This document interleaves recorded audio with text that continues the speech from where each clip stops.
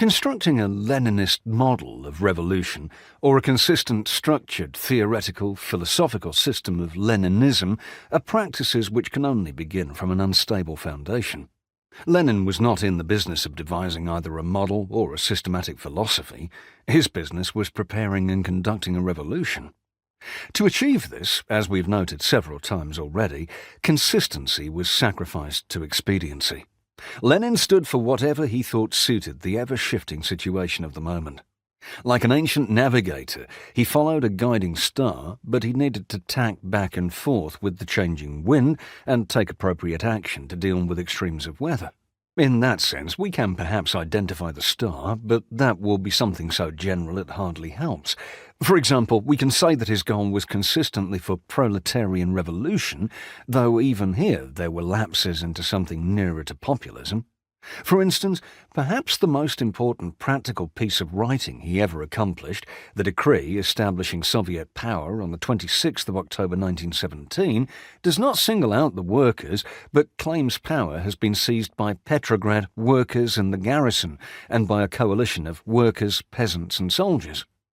This is clearly a populist rather than purely Marxist formulation, and is an accurate description of what happened in October.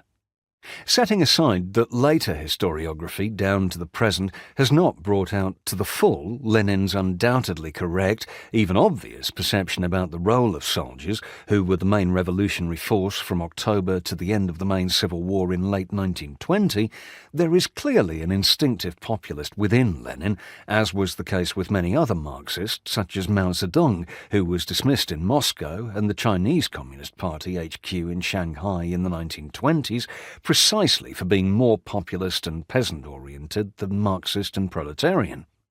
In the same way, there is also an instinctive Bakuninist within the brilliant fluidity of Lenin's political assessments of whatever conjuncture of events he was dealing with at any given time. Obviously, Lenin was deeply immersed in Marxism as his primary intellectual source of inspiration, but also clearly had populist and Bakuninist tones, which made his views distinctive.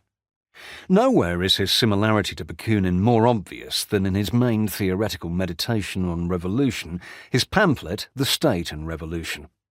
Writing it was Lenin's main preoccupation during the enforced lull in his activities in 1917 between July and early September, but Lenin was, as he wrote at the very end of the pamphlet, interrupted.